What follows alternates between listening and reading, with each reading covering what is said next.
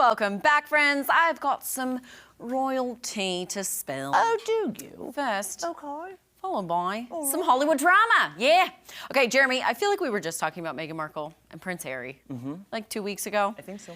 Well, guess what? They're back in the headlines. Yes. So prior to his birth in 2019, Meghan Markle claims there were actually 2 people in the royal household who had, quote, concerns over the skin color of her and Prince Harry's then unborn first child, Archie.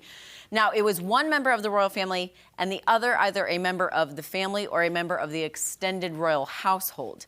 Their names and references to the conversations were written by Meghan in private letters to King Charles in 2021 after the couple's bombshell interview with Oprah Winfrey. You might remember this. Let's take a look. In those months when I was pregnant, all around this same time, so we have in tandem the conversation of he won't be given security, he's not going to be given a title, and also concerns and conversations about how dark his skin might be when he's born. So the second person has been revealed in Omid Scobie's new book, Endgame, and it's set to be published tomorrow on Tuesday. Now, Meghan also reportedly argued that, quote, unconscious bias and ignorance inside the royal household needed to be addressed. Scobie says he knows the names of the 2 people, but, quote, laws in the United Kingdom prevent him from reporting who those people are. Yes. So after the Winfrey interview, the late Queen issued a statement saying, quote, the issues raised, particularly that of race, are concerning. While some recollections may vary, they are taken very seriously and will be addressed by the family privately. In addition, Prince Harry's older brother, Prince William, said, quote, we're very much not a racist family. So here's the thing. All of this came out in 2021. Okay, why is Meghan bringing it up more? Don't get me started. Don't get me started. Don't even get me started. Because you like the royal news, like you. Well, I follow the royals. it. Yeah. Yeah, you follow the royals. But It's why an now? institution. She cannot help herself.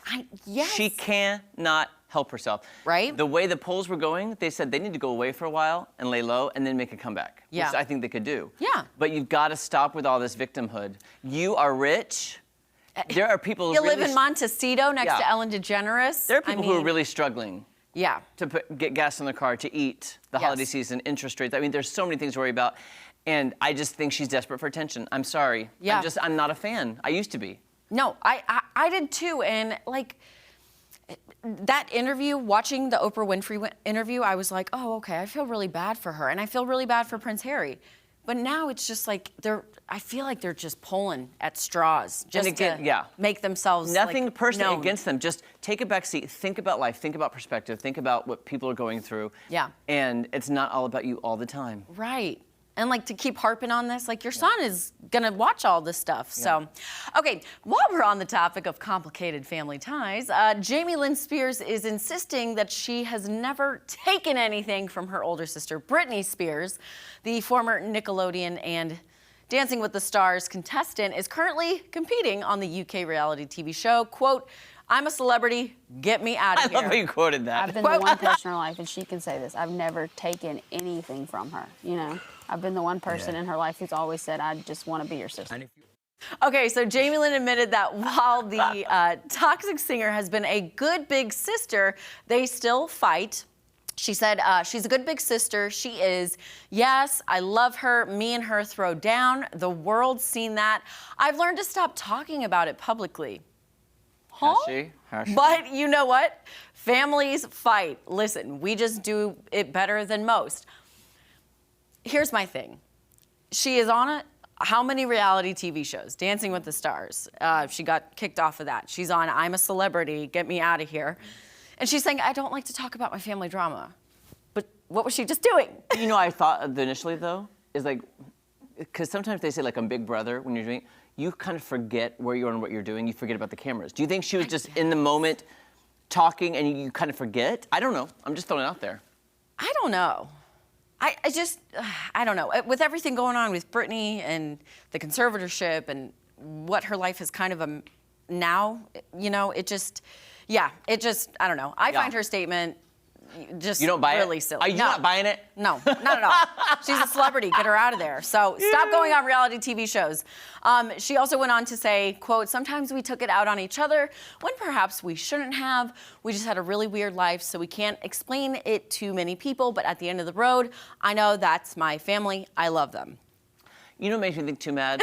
Be careful what you wish for. Yeah. Because as much as I love Britney Spears and I think she went through a horrible thing, Yeah.